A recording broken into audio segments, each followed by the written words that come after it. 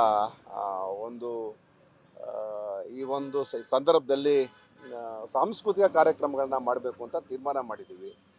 ನಮ್ಮ ತಾಲೂಕಿನಲ್ಲೂ ಕೂಡ ಆ, ಒಂದು ಬೊಂಬೆನಾಡು ಉತ್ಸವ ಗಂಗರ ಹೆಸರಿನಲ್ಲಿ ಮಾಡಬೇಕು. ಇದು ಹಿಂದೆ ಗಂಗರ ರಾಜಧಾನಿ ಆಗಿತ್ತು. ಅದಕ್ಕೆ ಇವತ್ತು 3 ಗಂಟೆಗೆ ಎಲ್ಲ ನಮ್ಮ ಪಕ್ಷದ ಮುಖಂಡರುಗಳ ಸಭೆ ಕರೆದಿದ್ದೀವಿ. ಅಲ್ಲಿ ಇವತ್ತು ಚರ್ಚೆ ಮಾಡಿ ಅದು ರೂಪರೇಷೆಗಳನ್ನು ಮಾಡ್ತೀವಿ.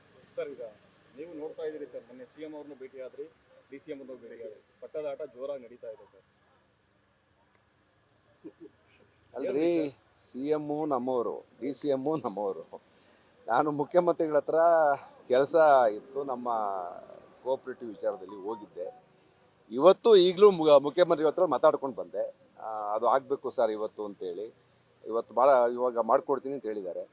ಮತ್ತು ಡಿ ಸಿ ಎಮ್ಮು ಇಲ್ಲಿಯವರು, ಇದೇ ಜಿಲ್ಲೆಯವರು, ನಮ್ಮವರು, ಅವ್ರ ಹತ್ರನೂ ಈ ಜಿಲ್ಲೆಗೆ ಸಂಬಂಧಪಟ್ಟಂತೆ, ನೀರಾವರಿ ಸಂಬಂಧಪಟ್ಟಂತೆ ಕೆಲಸ ಕಾರ್ಯ ಇರುತ್ತೆ.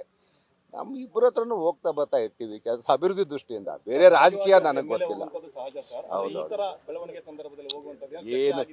ಏನು ಬೆಳವಣಿಗೆ ಇಲ್ಲ. ನನಗೆ ಯಾವುದು ಬಣ ಇಲ್ಲಪ್ಪ. ನಾನು ಯಾಕೆ ಬಣ? ನಾನು ಈಗ ತಾನೇ ಕಾಂಗ್ರೆಸ್ಸಲ್ಲಿ 1 ವರ್ಷದ ಮಗು. ನನಗೆ ಯಾವ ಬಣ ಇಲ್ಲ.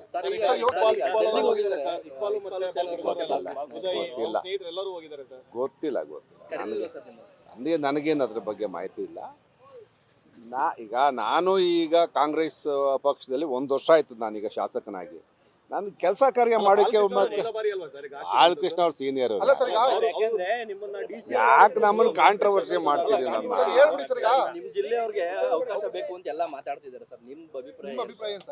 ಪಕ್ಷದ ಹೈಕಮಾಂಡ್ ತೀರ್ಮಾನ ಮಾಡುತ್ತಾರೆ. ಅದೆಲ್ಲ ನಾವು ನಿನ್ನೆ ನಮ್ಮ ರಾಷ್ಟ್ರೀಯ ಅಧ್ಯಕ್ಷರು ಖರ್ಗೆ ಅವರು ಮಾತಾಡಿದ್ದಾರೆ, ಎಲ್ಲರೂ ಹೇಳಿದ್ದಾರೆ. ಹಂಗಾಗಿ ನಾನು ಒಂದು ಸೀನಿಯರ್ ಆಗಿದ್ದೀನಿ, ಒಂದು 5-6 ಸಾರಿ ಗೆದ್ದಿದ್ದೀನಿ. ನಾನು ಯಾಕೆ ಸುಮ್ಮನೆ ನನ್ನ ಚರ್ಚೆ ವಸ್ತು ಯಾಕೆ ಮಾಡ್ತೀನಿ? ನನಗೀಗ ರಾಜಕೀಯವಾಗಿ ಎಷ್ಟು ಅನುಭವ ಬಂದಿದೆ, ಒಂಚೂರು ಪ್ರಬುದ್ಧತೆ ಇದೆ.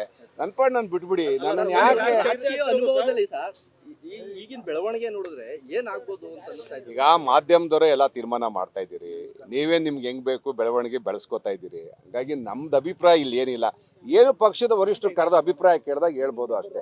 ಹಂಗಾಗಿ ಗೊತ್ತಿಲ್ಲಪ್ಪ, ನನಗೇನು ಗೊತ್ತಿಲ್ಲ.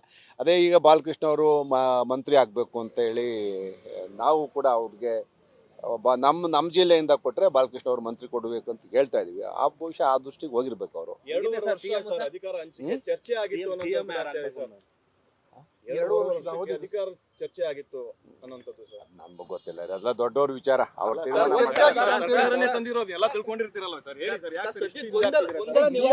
ನನಗೆ ಗೊತ್ತಿಲ್ಲ ರೀ. ನನಗೆ ಈಗ ಯಾಕಂದ್ರೆ ಸಾಕಷ್ಟು ಕಾಂಗ್ರೆಸ್ ಆಡಳಿತ ಪಕ್ಷ ಬಹಳ ದೊಡ್ಡ ಸಂಖ್ಯೆಯಲ್ಲಿ ಗೆದ್ದು ಸರ್ಕಾರ ನಡೆಸ್ತಾ ಇದೆ.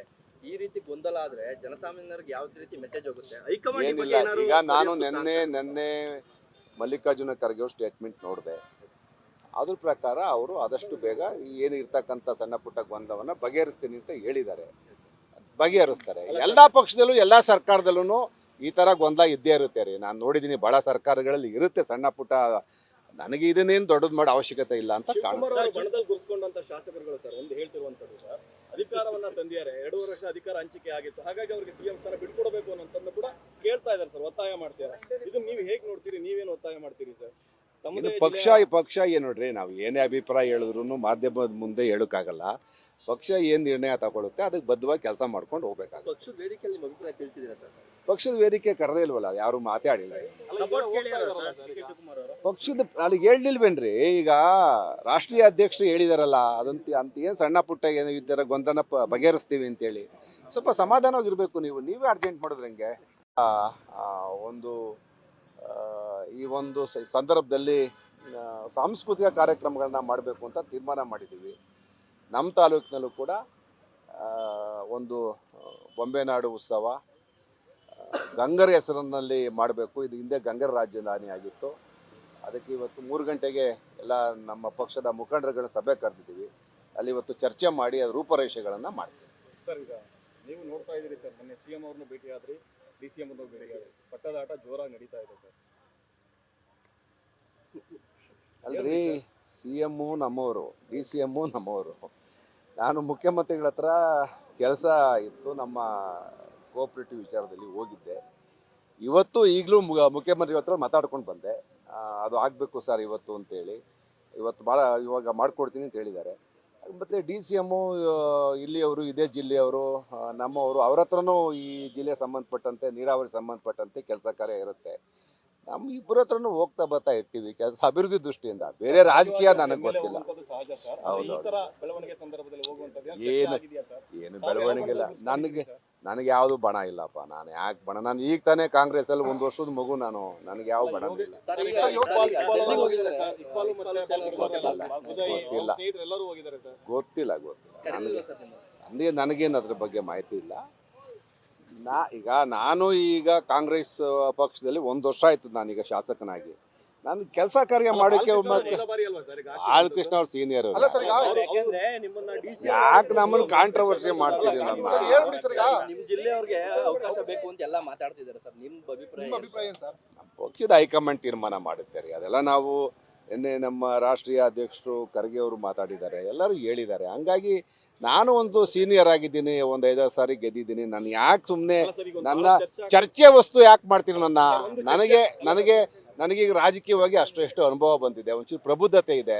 ನನ್ನ ಪಾಡು ನಾನು ಬಿಟ್ಬಿಡಿ. ನನ್ನನ್ನು ಯಾಕೆ ರಾಜಕೀಯ ಅನುಭವದಲ್ಲಿ ಸರ್ ಈಗಿನ ಬೆಳವಣಿಗೆ ನೋಡಿದ್ರೆ ಏನಾಗ್ಬೋದು ಅಂತ ಅನಿಸ್ತಾ ಇದೆ. ಈಗ ಮಾಧ್ಯಮದವರೇ ಎಲ್ಲ ತೀರ್ಮಾನ ಮಾಡ್ತಾ ಇದ್ದೀರಿ. ನೀವೇ ನಿಮ್ಗೆ ಹೆಂಗ್ ಬೇಕು ಬೆಳವಣಿಗೆ ಬೆಳೆಸ್ಕೊತಾ ಇದ್ದೀರಿ. ಹಂಗಾಗಿ ನಮ್ದು ಅಭಿಪ್ರಾಯ ಇಲ್ಲಿ ಏನಿಲ್ಲ. ಏನು ಪಕ್ಷದ ವರಿಷ್ಠರು ಕರೆದ ಅಭಿಪ್ರಾಯ ಕೇಳಿದಾಗ ಹೇಳ್ಬೋದು ಅಷ್ಟೇ. ಹಂಗಾಗಿ ಡೆಲ್ಲಿಗೆ ಹೋಗ್ತಾ ಇದಾರಲ್ಲ ಸರ್, ಯಾಕೆ ಅಂತ ಗೊತ್ತಿಲ್ಲಪ್ಪ, ನನಗೇನು ಗೊತ್ತಿಲ್ಲ. ಅದೇ ಈಗ ಬಾಲಕೃಷ್ಣ ಅವರು ಮಂತ್ರಿ ಆಗಬೇಕು ಅಂತ ಹೇಳಿ ನಾವು ಕೂಡ ಅವ್ರಿಗೆ ನಮ್ಮ ಜಿಲ್ಲೆಯಿಂದ ಕೊಟ್ಟರೆ ಬಾಲಕೃಷ್ಣ ಅವರು ಮಂತ್ರಿ ಕೊಡಬೇಕು ಅಂತ ಹೇಳ್ತಾ ಇದೀವಿ. ಬಹುಶಃ ಆ ದೃಷ್ಟಿಗೆ ಹೋಗಿರ್ಬೇಕು ಅವರು. 2 ವರ್ಷ ಸರ್ ಅಧಿಕಾರ ಹಂಚಿಕೆ ಚರ್ಚೆ ಆಗಿತ್ತು ಅನ್ನೋದು ಸರ್.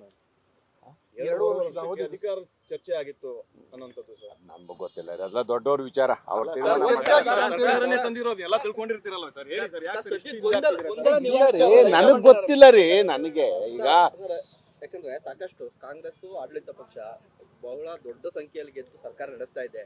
ಈ ರೀತಿ ಗೊಂದಲ ಆದ್ರೆ ಜನಸಾಮಾನ್ಯರಿಗೆ ಯಾವ ರೀತಿ ಮೆಸೇಜ್ ಹೋಗುತ್ತೆ? ಏನಿಲ್ಲ. ಈಗ ನಾನು ನೆನ್ನೆ ಮಲ್ಲಿಕಾರ್ಜುನ ಖರ್ಗೆ ಅವ್ರ ಸ್ಟೇಟ್ಮೆಂಟ್ ನೋಡಿದೆ.